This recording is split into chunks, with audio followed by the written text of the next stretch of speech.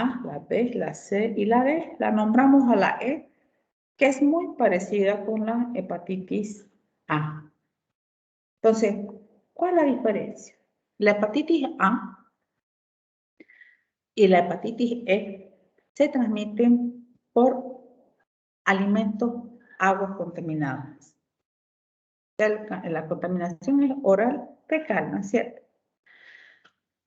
Y así como es esa la vía de transmisión, también su resolución es mucho más rápida, o sea, es autolimitada y muy rara vez puede dejar alguna secuela de disfunción hepática. Generalmente el paciente se recupera completamente.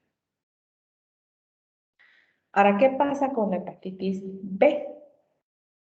La hepatitis B es el único que tiene un núcleo de DNA y la vía de transmisión sexual es una de las vías y la otra es por contaminación con sangre.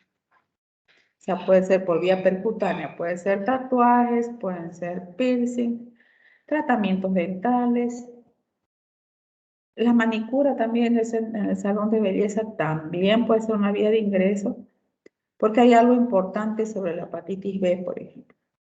La hepatitis B es mucho más contagiosa que el VIH. Entonces se necesita menor cantidad de sangre para contraer la enfermedad. ¿Qué otra cosa importante tenemos que saber de la hepatitis B? Que da cuadros agudos, no en el 100% como en la hepatitis A.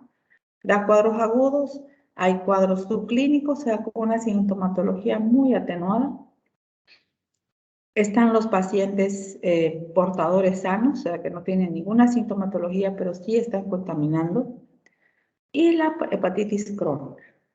Y tiene uno más que es la hepatitis fulminante, es la que presenta esos cuadros agudos, altamente destructivos, que puede llevar a una disfunción hepática, necrosis y obviamente con la consiguiente muerte del paciente.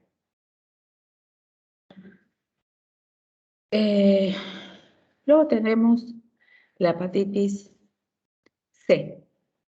La hepatitis C también hay un porcentaje, pero bastante bajo, de transmisión por vía sexual. O sea, es mucho más frecuente la transmisión vía transfusional. Y eso es importante que se acuerden por qué se presenta una contaminación por transfusión. La hepatitis C, el paciente que se contamina con la hepatitis C, o sea, se infecta con la hepatitis C, por decirles, la semana pasada, en 3 semanas, él se ofrece donante, puede ser donante de sangre, y le van a examinar la sangre y no van a encontrar nada. Pero él ya tiene la hepatitis C, porque la hepatitis C tarda más o menos 4 meses en hacerse, en ser serológicamente positivo. Ahora, a diferencia de las dos anteriores, no da cuadros agudos. Generalmente son subclínicos o crónicos, entonces la sintomatología es muy leve, que no levanta sospechas en el paciente, pero sí va deteriorando progresivamente el hígado. Entonces, cuando el paciente ya siente sintomatología, dolor en el hipocondrio derecho o dolor abdominal, ya hay un daño hepático. Y por último, la hepatitis D. La hepatitis D por sí sola no infecta a nadie. O sea, la hepatitis D necesita de una infección previa con hepatitis B. O sea, necesita el antígeno S para poder sujetarse en el organismo al que está ingresando. O sea, es una sociedad de la infección entre la hepatitis B y hepatitis D. Ahora, ¿cómo la diferenciamos de la hepatitis B pura? En la hepatitis B pura, por ejemplo, el paciente puede estar con un cuadro subclínico con poca sintomatología, y si se sobreinfecta con la hepatitis D, esa sintomatología subclínica puede dar cuadros agudos. Y si el paciente estaba con cuadro agudo, puede acelerar el proceso y llevar a una hepatitis fulminante. O sea, va a sumar la sintomatología que presenta el paciente con la que va a contribuir la hepatitis D para que esa sintomatología sea más intensa. Entonces, el virus de la hepatitis D es mucho más tóxico para la célula hepática. No sé si está bien así, Katia. Está perfecto, doctora, gracias. Doctora, disculpe, creo que mi internet estaba mal. Usted habló que hay una que presenta el cuadro agudo. ¿Cuál es? La que presenta solamente cuadro agudo es la hepatitis A. La hepatitis B también tiene cuadro agudo, pero tiene otras formas de presentación, o sea, portador asintomático o portador sano, subclínica y crónica y fulminante. En la hepatitis A solamente cuadros agudos. Ahora, ¿alguna otra duda por ahí? Doctora, ¿Sí? disculpe, ¿será que podría repetir sobre la hepatitis C, por favor? Claro que sí. Les decía que la hepatitis C es la causa principal de las hepatitis transfusionales, porque es la única de todos los virus de hepatitis que hemos visto que tarda en ser visible serológicamente. O sea, generalmente tarda entre 3 y 4 meses para ser serológicamente positivo. Entonces, el paciente se infecta con la hepatitis C y necesita 4 meses para ser visible. Entonces, en esos 4 meses, ese paciente puede donar sangre y su sangre va a estar limpia. Entonces, por eso se produce. Da cuadros subclínicos, o sea, donde no hay mucha sintomatología. Cuando el paciente tiene ya una sintomatología acentuada, dolor en hipocondrio derecho, ascitis, e incluso ya una disfunción hepática, ya el virus ya ha avanzado mucho tiempo. Es el caso también de si se utiliza el antivirales, por ejemplo, o hay una tasa de curación también de hepatitis C, dependiendo del serotipo que esté atacando. Son 2 serotipos de la hepatitis C. No sé si está bien así, Eloy. Está bien, doctora. Otra pregunta. Entonces, si no nos haríamos una revisión antes sobre la hepatitis C, nos daríamos cuenta una vez de que ya presenten los cuadros graves. Claro que sí, porque o sea, generalmente, si tú piensas en la idiosincrasia de los pacientes, incluso en ustedes mismos, mientras no se sientan realmente mal, ustedes no van al médico. Entonces, si tienen un poco de molestia, quizá un poco de náuseas, ligera pesadez en el hipocondrio derecho, si se mira los ojos, tienen algunos puntitos amarillos que no le da importancia. Y cuando acude ya toda esa sintomatología es más severa, ya hay disfunción hepática. Entonces, sí pasa, puede pasar. O sea, hay personas también que son muy, muy rigurosas con su cuidado. Anualmente se hace un control médico general para ver que esté todo bien. Entonces, esos pacientes va a ser más fácil que pillen la enfermedad mucho más temprano. Pero infelizmente no son los más, son los menos.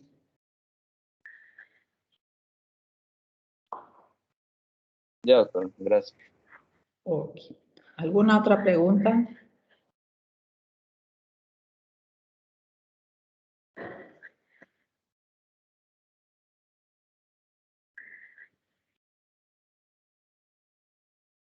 Le pregunto yo entonces.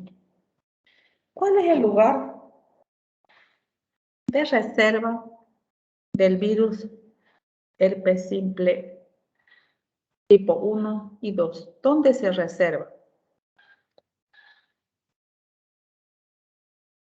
o dónde se mantiene latente, digamos.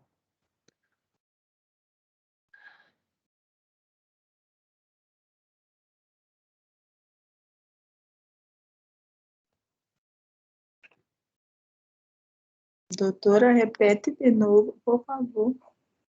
¿Dónde se reserva? Claro, o dónde se mantiene latente el virus del herpes simple tipo 1.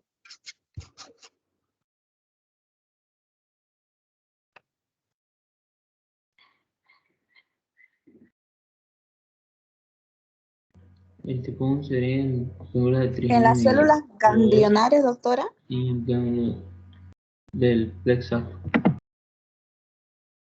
No, las que se reservan en las células ganglionares son el virus del herpes zóster, del herpes simple. Hepatocitos. No.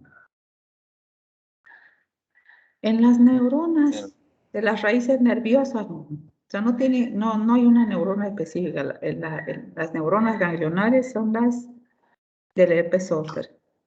Y en las neuronas de las raíces nerviosas, el herpes simple tipo 1. ¿Cuál es la sintomatología? O qué mejor, ¿qué factores hacen que se reactive el virus? O sea, que produzca una nueva crisis. ¿Qué factores son importantes para eso? Factores emocionales, Ya. Intervenciones hormonales, doctora. Bajas defensas. Baja defensa, porque en sí los factores emocional, el estrés, el exceso de trabajo, medicamentos que esté utilizando como corticoides, por ejemplo, o en las mujeres en el periodo premenstrual, todo eso va a bajar la defensa. O sea, cuando ustedes se ponen nerviosos y están intranquilos, sus defensas bajan. Es la baja defensa. Ahora, ¿cuál es la clínica? ¿Cómo aparece? ¿Cuál es el ciclo de aparición de un herpes simple tipo 1?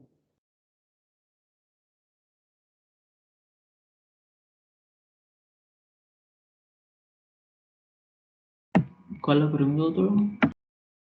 O sea, ¿cómo es la clínica? ¿Cómo comienza una crisis de herpes simple tipo 1? Dolor, edema, después progresa a vesículas, pueden llegar a pústulas con crosta. Y tipo normalmente va a ser en la parte superior, normalmente en miembros superiores o la boca. Ok, está bien. O sea, primero el paciente que ya tiene a repetición, siente como una especie de hormigueo, una sensación rara en la boca, por ejemplo, que es el lugar donde mayormente se reactiva, y después de eso comienza la erupción. Ahora, ¿cómo se presenta el herpes simple tipo 2?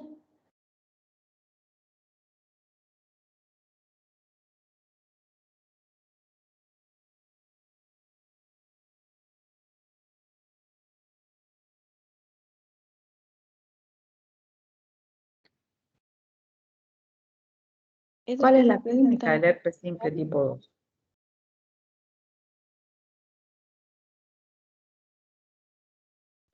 Sería prácticamente igual, pero solo cambiará el lugar, normalmente en eh, región pélvica. Dolor del orinar.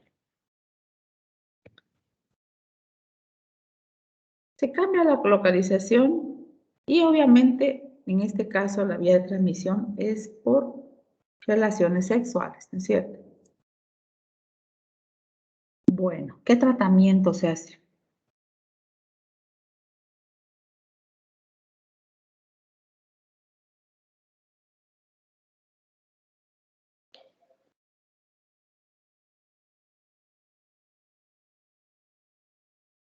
Com antivirales, doutora. Aciclovir. Perfecto. Está bien. Ahora, a ver, háblenme del herpes zóster.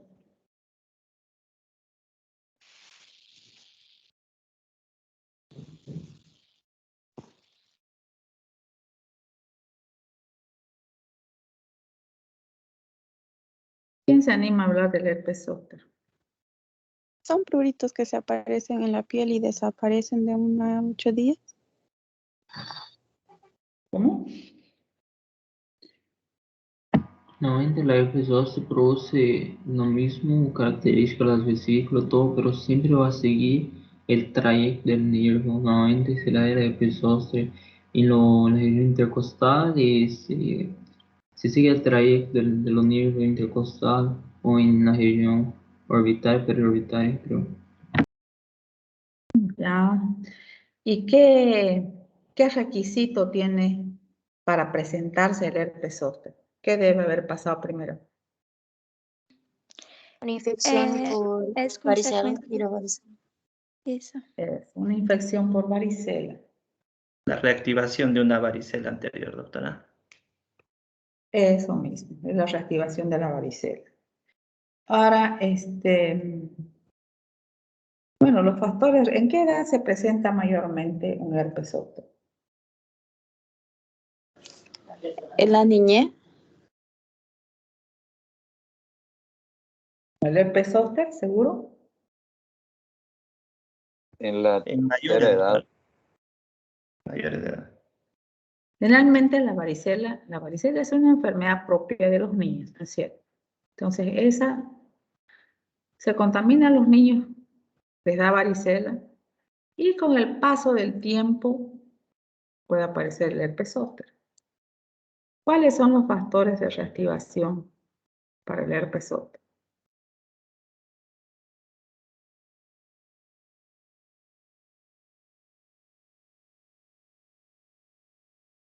Baja defensa también.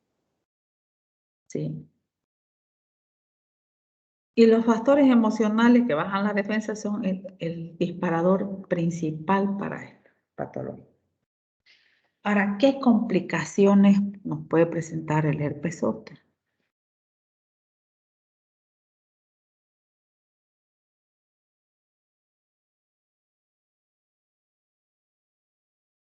Neuralgia postepética, que es un dolor mismo después de la desaparición de las vesículas. Eso mismo. Obviamente hay otras, puede ser sobreinfección bacteriana, por ejemplo, si el paciente está muy deprimido inmunológicamente, también puede presentarse, pero la más grave es la neuralgia posherpética. ¿Qué objetivos cumple el tratamiento precoz en un paciente con herpes zóster?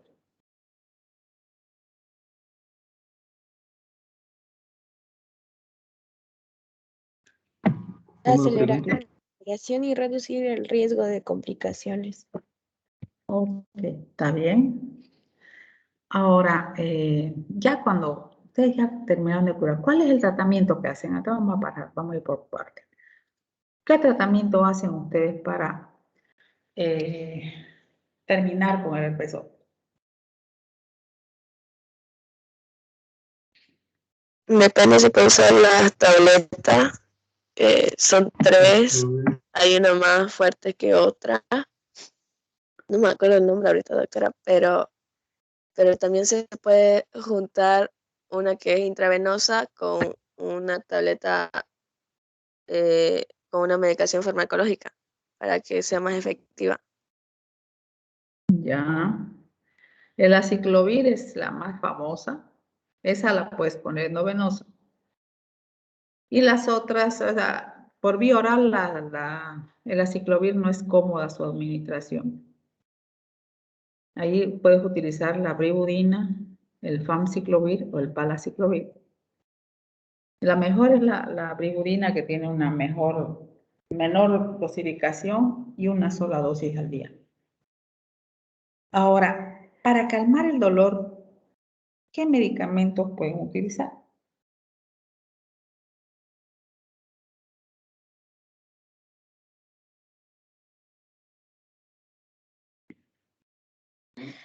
Analgésico, doutora. Em o grado 1, pode utilizar aspirina, grado 2, la dipirona o naproxeno, y el grado 3, tramadol.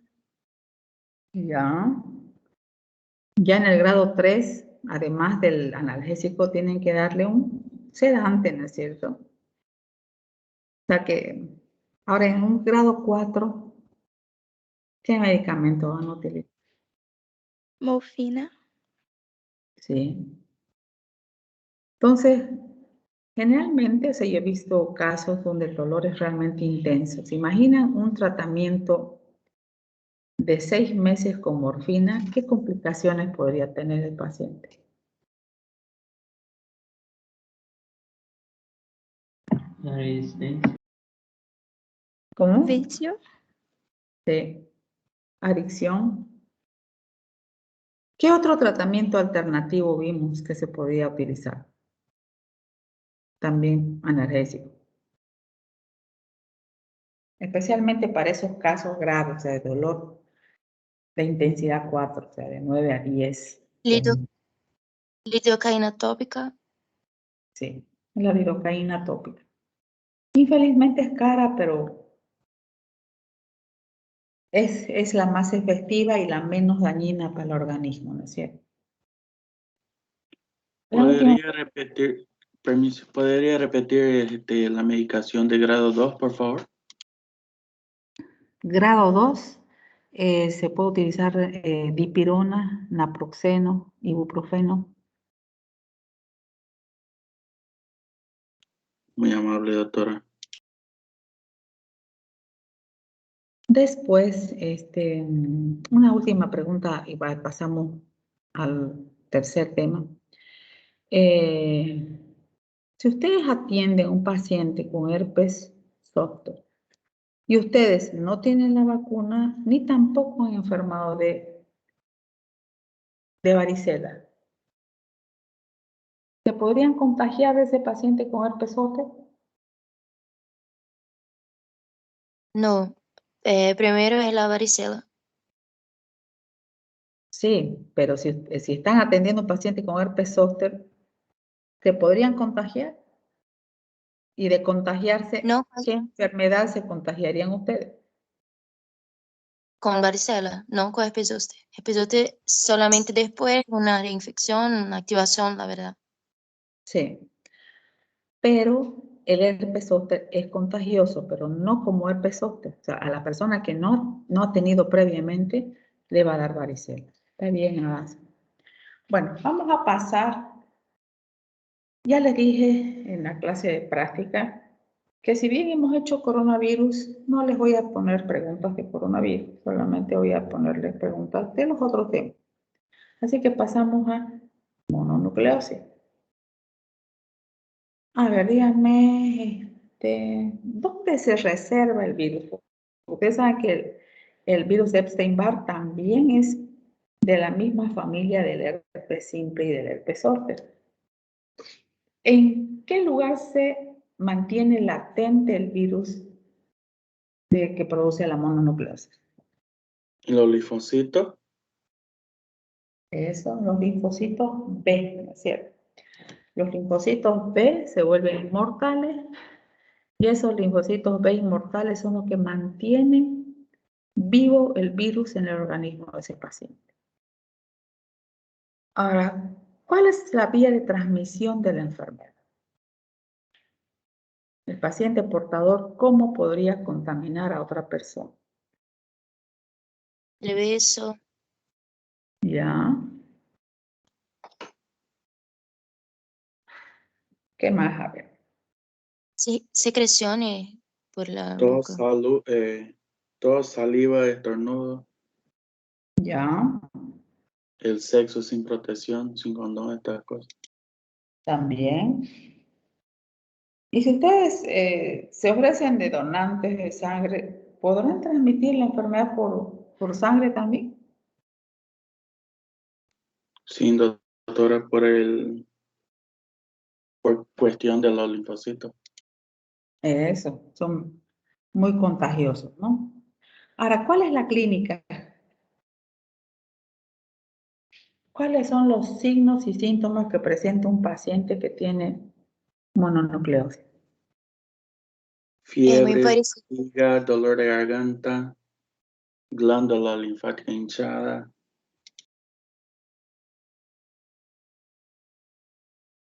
¿Ya? ¿Con qué otras patologías podrías confundir? Amidofaringitis bacteriana, pues streptocócica, Sí, está bien. difteria. Sí. ¿Y cómo diferencia? O sea, ¿cuál es la diferencia principal que tú encuentras en la mononucleosis y no vas a encontrar ni en la difteria ni en la faringomidalitis estreptocócica? La adenopatía, el aumento de los ganglios. Ya, o sea, puede haber, ¿no? En la faringomidalitis estreptocócica y la difteria, pero es localizado, ¿no es cierto? Entonces, en la mononucleosis hay adenopatía, pero no solamente local, sino es generalizada, y especialmente el aumento del tamaño del vaso es lo que nos va a dar la sintomatología. Ahora, un paciente que, antes de eso, ¿en qué edad es sintomática? O sea, o se produce con mayor frecuencia la enfermedad. ¿En qué rango de edad?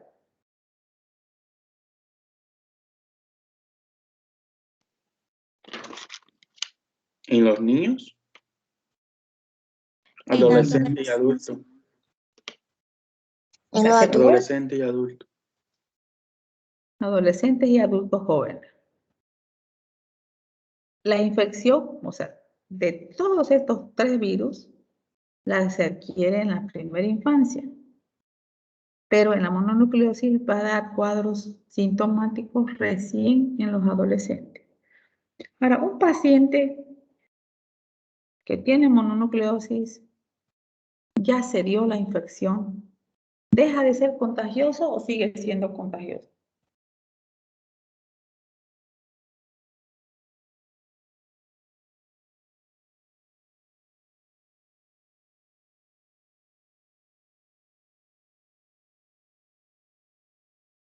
El paciente tuvo mononucleosis, hizo tratamiento, estuvo en reposo 2 a 3 semanas, se dio completamente el cuadro, pasan 4 semanas de la infección. ¿Ese paciente es contagioso todavía o ya no es contagioso? Creo que sí es contagioso. Sigue siendo contagioso. Después de terminar el cuadro, o sea, en realidad toda su vida va a ser contagioso. Pero después de terminar la enfermedad, 18 Aunque meses, el paciente esté llevando el tratamiento, va a seguir siendo contagioso, ¿verdad? sí, 18 meses todavía va a estar eliminando el virus por la saliva. Y después de esos 18 meses va a tener viremias aleatorias, o sea, o va a tener el virus de forma aleatoria. O sea, va a haber tiempo en que va a tener el virus en la saliva, otro tiempo no. Pero va a ser contagioso por el resto de su vida en todo caso. ¿Cómo se transmiten los niños que son en primera infancia los que adquieren el virus? ¿Cuál es la vía de transmisión?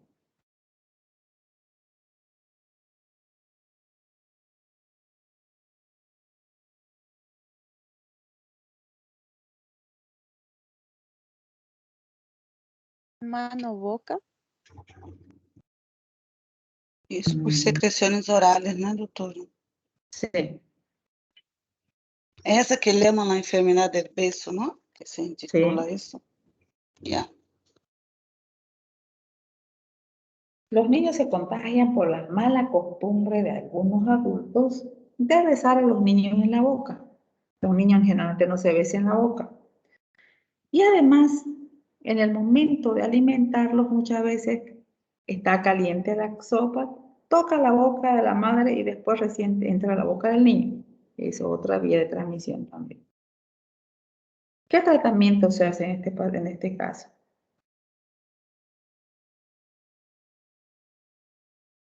Es asintomático, entonces repouso, analgésicos. Ya, Abundante inflamación. líquidos, paracetamol, ibuprofeno, Líquidos también. pues, Ya. ¿Y qué Doutora, recomendación? perdão, poderia explicar Diga. melhor o uso del interferón em seu tratamento? El interferón va a inhabilitar en una parte al virus para que se siga replicando. O sea, frena en parte el ataque del virus. Amoxicilina Claro, cuando hay doctora. mucho ruido. La amoxicilina no se utiliza en mononucleosis. Generalmente, muchas veces, como se parece tanto a una faringoamigdalitis, a veces es tratada de forma equivocada como una faringoamigdalitis. Obviamente, si es una faringoamigdalitis bacteriana, tratamiento de elección es penicilina o su derivado, ¿no es cierto? Como puede ser la amoxicilina o la ampicilina. Y esos a veces generan una respuesta de tipo alérgico en el paciente, porque después del tratamiento antibiótico puede aparecer un rash cutáneo, un rash alérgico. Y obviamente la enfermedad continúa su curso porque el antibiótico no le hace ningún efecto.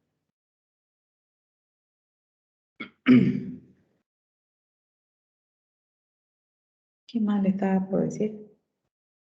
Que quedó al medio.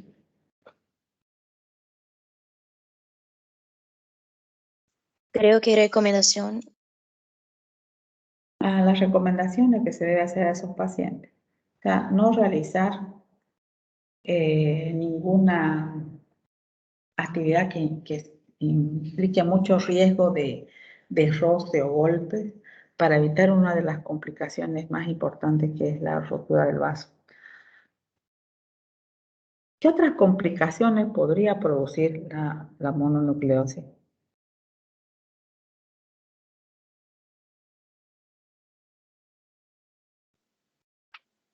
anemia, miocarditis, neumonía, nefritis, hepatitis, artritis, linfoma de Burkitt. Ya, está bien. Las complicaciones mayores son específicamente las oncológicas, ¿no? O sea, los linfomas Burkitt, Hodgkin y el carcinoma nasofaríngeo. ¿Y de qué otra patología es responsable la mononucleosis o el virus de Epstein-Barr?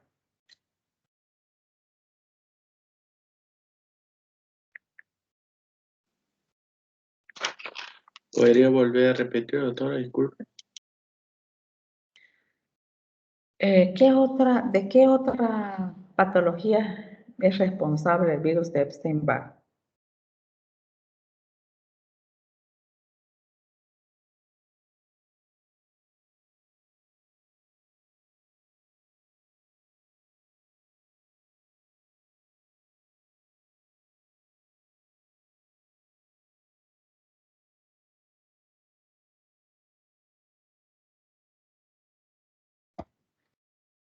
Porque uno de los síntomas es la fatiga, el cansancio, ¿no es cierto?, que tiene el paciente.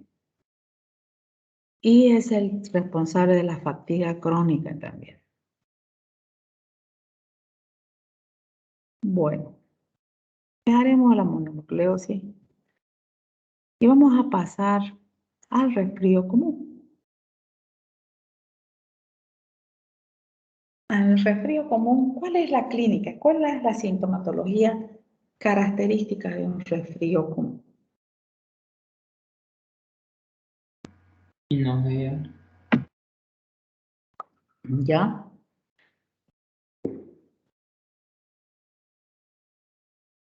Tos, fiebre. Dolor Ya. muscular.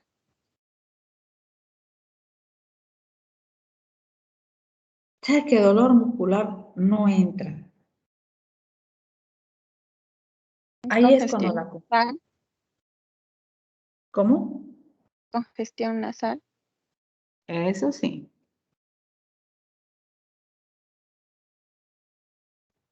El Fatiga. dolor muscular, fatiga, ¿qué más?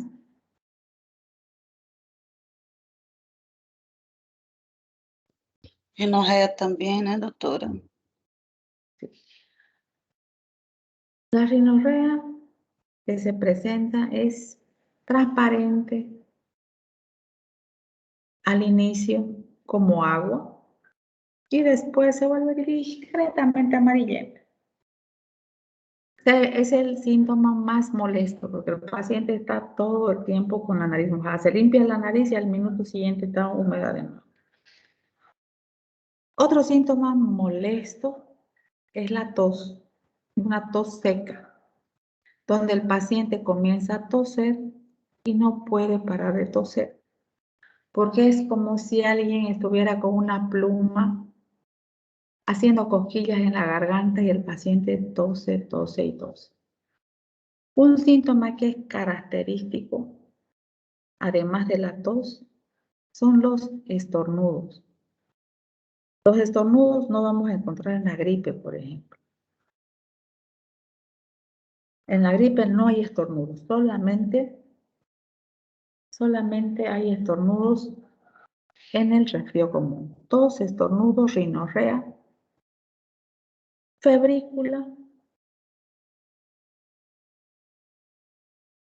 ¿Cuál creen ustedes que sea el tratamiento que debe hacerse a un paciente con resfrío?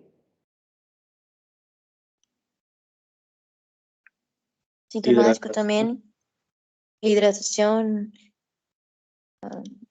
¿Ya? ¿Qué más?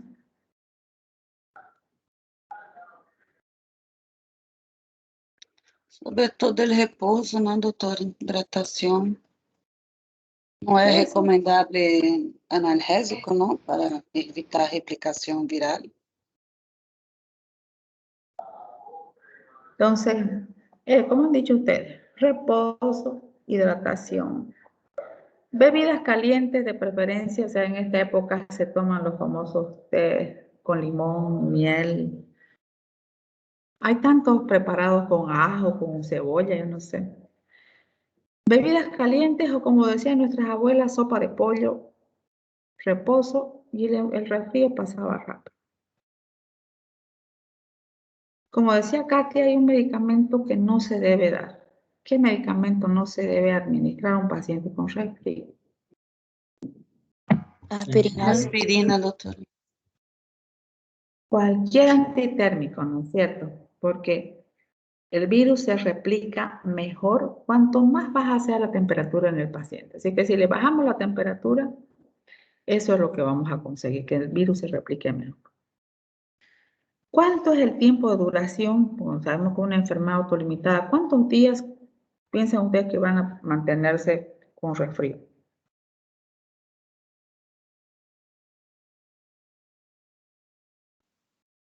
¿De 3 a 5 días? Sí. Pasado ese tiempo, si el paciente sigue o se cogió otro virus o hay una sobreinfección bacteriana ya. Y pasamos al último tema, que es la parotiditis.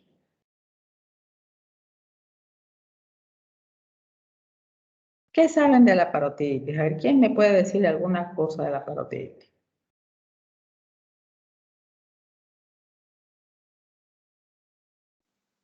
Es una enfermedad sistémica que afecta a los órganos, viral, enfermedad de la glándula salivar.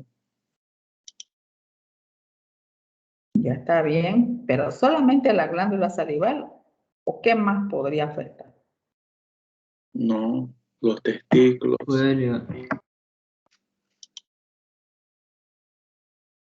Todo el sistema La parotis. glandular. ¿Cómo?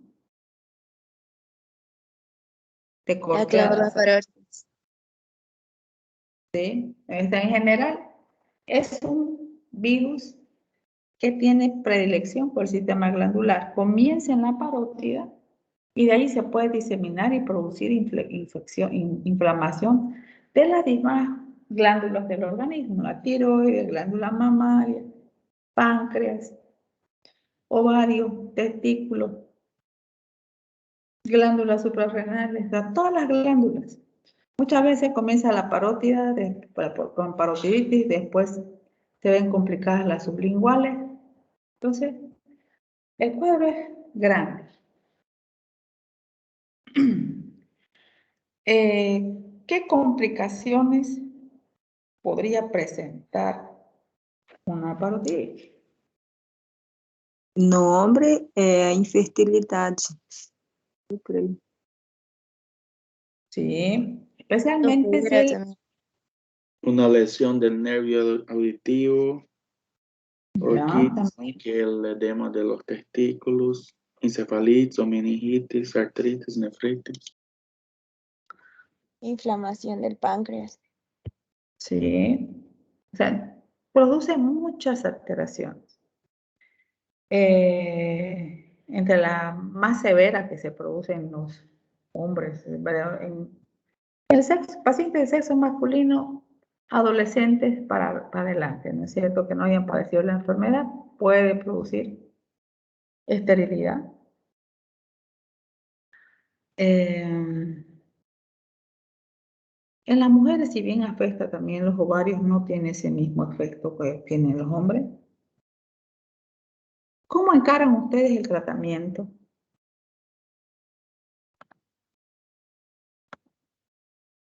Sintomático e repouso. Analgésico también. Antiinflamatorios, analgésicos. ¿Está bien? ¿Qué tipo de dieta le dan a sus pacientes? Líquidos. Sopa, comida blanca. O blanda, o sea, de escasa masticación, o sea, que no cueste que mastique. ¿Qué alimentos no deberían darle? Alimentos ácidos. Eso. O sea, a un paciente, incluso a ustedes, hagan la prueba. Vean no solamente un limón partido y automáticamente la glándula parótida se contrae. Entonces, en un paciente con parotiditis es realmente doloroso. Ahora hay otra cosa que yo les había comentado que se utiliza también bastante para que se resuelva más rápido la parotiditis. ¿Se acuerdan cuál es?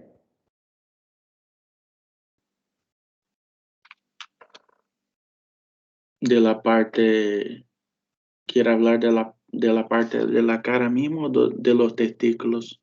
No, ¿Por de qué la de cara. los testículos? De la cara en este momento. Con esta cosa caliente, tibia, así, para descanso. Eso. O sea, Y en los el calor. testículos, levantar, ¿no es? Sostener, sostén. Sí. O sea, el calor, el mantener, además, hay una creencia, que no sé si será real, que si el paciente con parotiditis sale al viento y le da el viento, la parótida queda dura, no sé. Entonces, son habladurías y comentarios que hay de las abuelas y de mucha gente, ¿no? Pero no. El calor local sí. Se utiliza esa, les había dicho, esa pomada de belladona, esa pomada negra que también hay con otros nombres. Esa produce mucho calor. Entonces, esa se coloca en la zona parotidia, se cubre para evitar manchas después en la ropa del paciente, pero ese calor local hace que se resuelva mucho más rápido el cuadro. Y esta pomada les sirve para otra cosa también. Cuando hay esos abscesos que ya no podemos dar marcha atrás, porque ya han avanzado mucho y son muy dolorosos, entonces ustedes colocan esa pomada y hace que madure rápidamente. Y obviamente si madura, ustedes pueden abrir más rápidamente o se va a abrir espontáneamente más rápido. También para eso sirve esa pomada negra. Ahora, a nivel testicular, ¿qué otra cosa podrían hacer?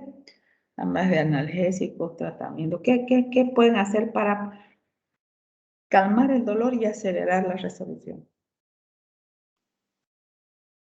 Toalla de agua fría. Sí. Levantar los testículos, ¿no es así? Un poquito más arriba de su nivel. Eso, o sea, en este caso se utilizan lo que se denominan los suspensorios, creo que son, que los mantienen los mantienen los testículos fijos y más elevados. Y el hielo o compresas frías que va a ayudarle a soportar el dolor. Obviamente el tratamiento antiinflamatorio es necesario y reposo. ¿Qué más me falta de esto? Esto para la práctica, esto no es para la teoría. Para la práctica, si yo les pongo un caso clínico en el que el paciente tiene parotiditis, pero en el momento que ustedes lo ven al paciente, ya tiene un problema a nivel testicular. ¿Cómo me responderían si les digo cuál es el diagnóstico? ¿Qué me pondrían ustedes ahí? Porque tiene parotiditis y tiene complicaciones. ¿Cómo? Repetime, Claudines, que no te escuché. Bronquitis post-parotiditis. Ahí está bien el diagnóstico. Si me pone solamente parotiditis, no es, porque su problema actual ya no es la parotiditis, sino la orquitis, ¿no es cierto? Ya, ¿qué más? Diagnóstico diferencial. ¿Con qué otra patología se podría confundir una parotiditis?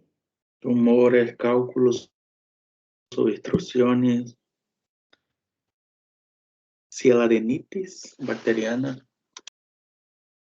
¿Cómo diferencias con esa, la parotiditis? ¿Cuál es la diferencia principal?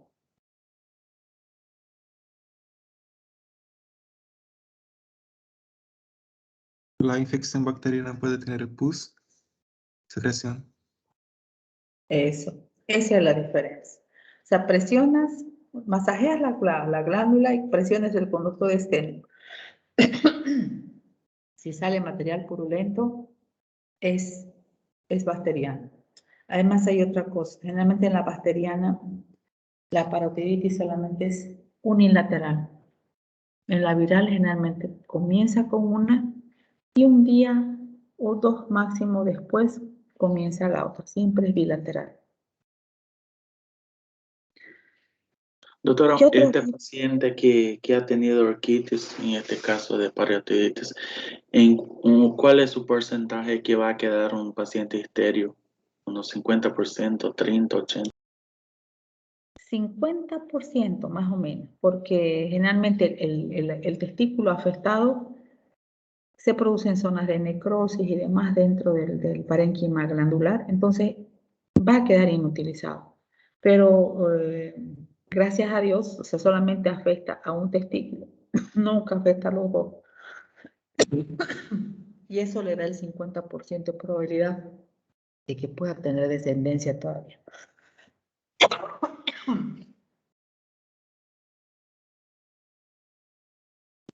Ya, doctora, muchas gracias. Ok. Bueno, ese fue el repaso. ¿Hay alguna cosa que todavía les esté molestando, que todavía no esté clara antes que acabemos la clase?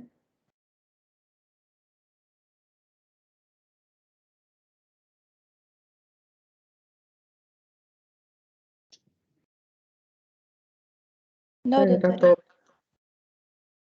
Ok. Ahora les hago la pregunta. Esta es pregunta adicional. ¿Cómo va su feria? ¿Cómo están sus trabajos?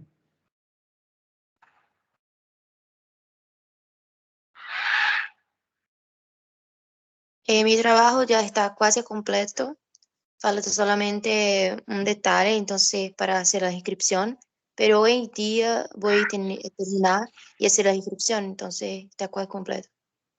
Ok, perfecto. ¿Los otros grupos cómo van? Doctora, Que nosotros ya yo, estamos acomodando todos los videos que grabamos. El video no es, estamos juntando para que esté listo. doctora, Yo ya inscribí a mi equipo, a mi proyecto, pero dice que todavía no me lo aprobaron. ¿Cuánto tarda eso en aprobarse? Generalmente decían que eran 2 días creo para aprobar y que te den ya la carta para tu reunión, o sea, ya para que vayas a presentar tu trabajo. Ah, Puede ya. ser que eso demore un poquito más o ya lo hagan, no sé, porque como han ampliado la inscripción, han ampliado la inscripción hasta el 5. Yo la verdad que no les quise avisar porque conozco. O sea, yo veo hasta mis hijos y mis nietos, o sea, ¿tienen más tiempo? No tengo tiempo, dice. Y resulta que el tengo tiempo les come el tiempo igual. Entonces dije, mejor que se acelere. Pero tienen hasta el 5 de septiembre para inscribirse. Ya imaginaba yo que usted nos avisó para que nos dejamos para el último día. Conozco la Daisy. Es que es así, o sea, me van a decir que no es así. Si ustedes que les doy un trabajo ahora y es para la siguiente semana, ¿cuándo lo hacen? Viernes en la noche. A las 11:59 de la noche. Pasa. Ay, doctora, ¿por qué no avisó? Casi se me sale el alma. A mi grupo le falta solo el video. Ay, Barati, voy a enviar mi parte de mi video todavía, ya tranquila. Así que tranquilos, tienen hasta el 5, pero no se duermen. O sea, que ustedes tienen que pensar que si quieren subir el último día va a haber mucha gente que va a querer subir al mismo tiempo. Y no somos solamente medicina, son las otras carreras también. Así que mejor que se dé su tiempo para subir con tranquilidad, sin tropiezos, porque si no el sistema se cae y ustedes no van a poder subir su trabajo. Entonces, tengan un buen fin de semana, trabajen harto para que terminen de una vez sus trabajos.